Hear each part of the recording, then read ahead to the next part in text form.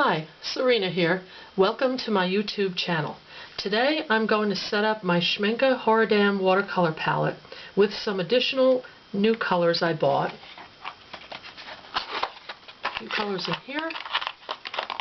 And along with some colors I've already tried from a separate palette. I got the Horadam 24 size with 12 colors already in it, and it's a nice selection of 12 colors, but I just wanted to add a little bit more. Of course, I went a little bit overboard, so I don't think they'll all fit in the 24 set, hence the additional set. But with the original colors and all the ones I've bought, I'll have a very, very nice palette. So I'll go ahead and unwrap them all, organize the palettes for swatching, and be right back. This is the 12 half pan collection, which is a great starter set, great basic set. I like that there are spaces in the box for 12 more half pans or 6 full-size pans. Now, of course, the top row was taken up with the colors that came with the set. I moved them around a little bit, of course. Now, when I saw all the colors that were available in the half pans, I wanted to balance out the 12 basic colors with ones that I would use the most. But I admit I went a bit overboard. In fact, it spilled into a second metal box, as you see here. So let's see how they look on paper. Now, I'm going to use the Hahnemuhle Aquarelle Anniversary Edition paper. It's 425 GSM, 200-pound paper. I haven't tried this before, but I'm kind of intrigued by the thickness of the paper, so let's see how it works. Now, it didn't say anything about 100% cotton, so it may not be, the results may not be what I'm expecting, but let's see what happens here. So I'm going to take my brush and start with the first color. Let's get that little wet there. First color is going to be lemon yellow. Now that was one that came with the set, so let's see how that looks when we swatch out. Very nice rich color. I'll tilt that a little bit. Pull that down with some water there. Very nice. Very nice color there. Right, the next color is cadmium yellow light. Very similar. Right, the next color is cadmium yellow hue deep. It says yellow, but the pan looks orange. Let's see. Wow, that is deep. Okay, then I have a chromium orange light. I'll tell you, I don't really need to use very much water with this because it seems to wet the pan very easily. Alright, now we have a transparent orange. That is, looks almost red in the pan, which just goes to show you you can't really go by what the color is in the pan. It'll fool you. You have to really swatch it on paper and see what you're going to get, because that's how you're going to use it. You want to see how it looks on paper. Alright, let's try the next one, which is cadmium red light. Now this one also looks like an orange on the paper, and it's, no, that is a red. It's a little tinge of orange too. It's a warm red, it looks. Cadmium would be warm. Alright, so that's not very saturated. Let me see if that saturates any little bit more here. Of course I did a perfect swatch, but I'm ruining it now. Oh, that is nice. That does give you enough of a gradation there.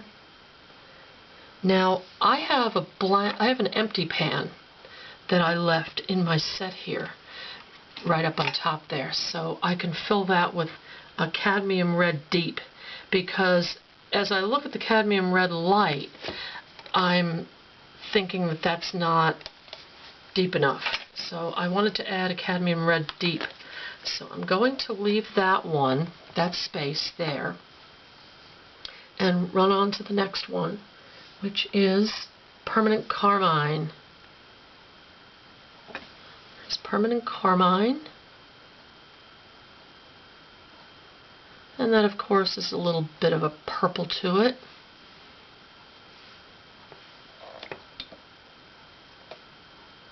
Pull it down there. Oh, look how nice you can see the shade, the texture of the paper. Kind of like that. That's permanent carmine. Then I have purple magenta. This was a color I saw that I had to have. I do some florals, and sometimes you need just that little bit of a purplish color to get your flowers looking a little bit realistic. Probably have too much water on there, that's why it's puddling up. There we go. But look at how nicely that flows. Let me get that whole square colored in. Now we have brilliant red violet. I believe this is one in their set that cannot be... Is this the one? Yes, cannot be obtained by mixing. It's not very saturated, but it's very bright. My goodness, look at that. Look at how nice and bright that is. All the way down. Up a little bit on the bottom. There we go. That'd get more of a gradient. I like to see a little bit of the paper show through. Alright, the next one I have is quinacridone purple. And hooray for me to be able to pronounce that, because I always screw that one up. Alright, let's see. A little bit too much water on there. There we go. Next one after that is Ultramarine Finest. Of course, we know that's a blue. Should be a little bit more saturated on the top. There we go. Next I have a Prussian blue.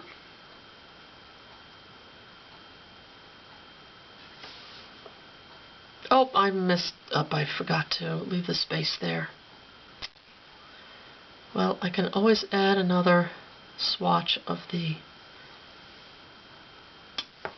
cadmium that I'm going to add later on. The next one is going to be phthalo blue. Very nice. I always like those as a base for skies. There's just something about it. Okay, now I've got a Helios Cerulean. So it's always good to have that in your palette. There we go, very nice. After Helios Cerulean, I've got Cobalt Turquoise. Oh, this is the one everybody likes. It's that beautiful sky blue, or beautiful blue that you see the waters in the Caribbean. Oh, wonderful, look at that.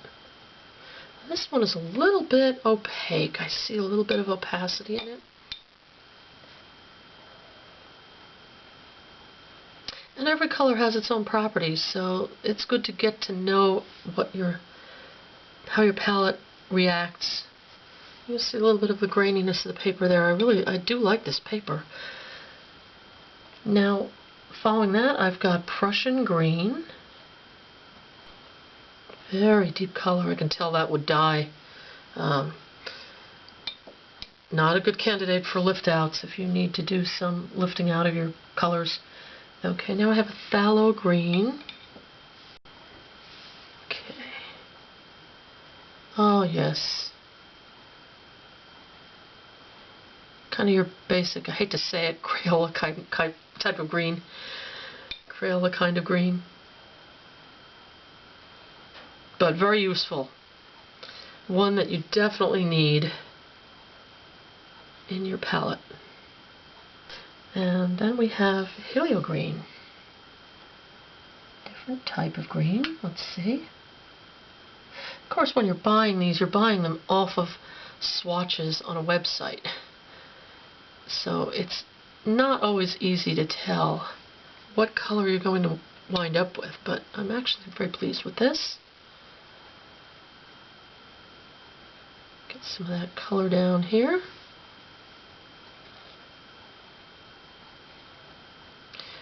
I have a hunch that these colors are a little more saturated than what I'm showing you here because I'm not giving them very much of a chance to get wet to begin with. Okay, Permanent Green Olive is the next one. Oh, look how nice that is. Very nice color. And then I've got the standard Sap Green, which everybody likes. Well, maybe not everybody, but it's just a very rich color. Rich color, a very spring-like color. Reminds me of when the leaves are just coming out in the spring. And you've got that moist smell to the air. Almost like when it rains. Alright, that's a Sap Green. Then we have a May Green. The May Green looks very light in the palette. Let's see, and it is. There we go. I'm sure if I rub that a little bit more, I could get it more saturated, which I probably should do. Let me get this down here. Let's see if I can get that a little more saturated. There we go, see. That's definitely. Okay, I don't want it to follow it all the way down. There we go. A little more evenly gradated. Now the next color we'll have here is, alright, Olive Green is the next one. Oh my, that is a nice deep color, look at that. And it looks like it would be a staining color. So another one to be aware of its qualities. That's another reason you want to swatch your paints as you're going along, because they do give you their characteristics, how they'll act on paper, and you really need to know that. Okay, that was the Olive Green. Now we have the Olive Green Yellowish. This one looks like a very useful color, at least for landscapes. Almost like a deep kind of sap green, but definitely with that olive tone. I'm definitely going to be liking using this set. It's actually the first professional set I've treated myself to since I've gotten back into watercolors. I have been using Turners, but I wanted something with, I'd switch over to my other pan here. I wanted something with the paints readily available. I found it a little bit annoying to have to stop at times and squeeze out more of a certain color. This way it's available to me. I don't have to wait for it, and I can see it right out there. And with the color swatches, I'll be able to see a little bit better what they look like. So this one is going to be Yellow Ochre. This one did come with a set, and I'm glad, because I would have picked it up anyway. It's got that little bit of yellowish to it that you need in landscaping if you are doing any kind of reeds or grasses, any meadows, especially the fall types of colors, the fall types of meadows where everything's gone brown, the greens are fading away. and you're left with that beautiful yellowish color, that rich yellow. That is quite rich too. I like that. Now the next one is a gold brown. This one I added to the palette. And there's the gold brown there. Oh, look at that, how nice. That one's quite transparent, but still, it's going to work very well. Get a little bit of water there to draw that down. Oh yeah, look how nice. Look how beautiful that is. Just a lovely color. Now the English Venetian Red is the next one. And this one came with the palette. So it did have a nice basic range of colors to start for a beginner set. A nice number is 12. If you are starting out, you don't want to overwhelm yourself. It gives you enough variety, but you have enough that you can also mix your own paints, your own colors, and you'll learn more that way than if you have all the colors laid out. I just like a lot of colors for convenience. Plus I saw them on the swatches and just, as I said, got carried away. Alright, now we have a transparent umber.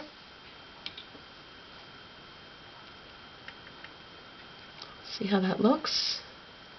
It's going to be quite dark, I'm sure. Looks quite dark in the tray. Ooh, look at that. That's a very rich color. Look at that. My goodness. That's nice. Oh, I love that. Look at how that shows up on the paper. And I'm really liking this paper, too. This Hanamola paper. Anniversary edition. Picked it up at Jackson's. Alright. Now I have the sepia brown. Almost looks black, almost like a black. Here we go. Very nice. Very nice. And then last but not least, of course, came with the set, we have black. I'll move that over a little bit. My thumb is starting to get a little bit of a cramp in it. And of course you can make this black as saturated as you want. Now, as I'm doing this, there we go. Now if you like this video, hit the icon, leave me a comment below, and be sure to hit the subscribe button. And we'll see in a minute, when these dry up, what the swatches look like dried. Alright. Let's take a look at the finished swatches. They're sized so I can fold the paper to fit into the palette for reference. Now, the nice thing about these sets is you can customize them to make them your own. And you should. Get the colors that you like to work with, and you find yourself mixing a lot. It'll really make your life easier if you get a couple of, extra colors that you usually use a lot. Now, I hope you enjoyed this video. If you did, hit the like button, and don't forget to subscribe. See you next time.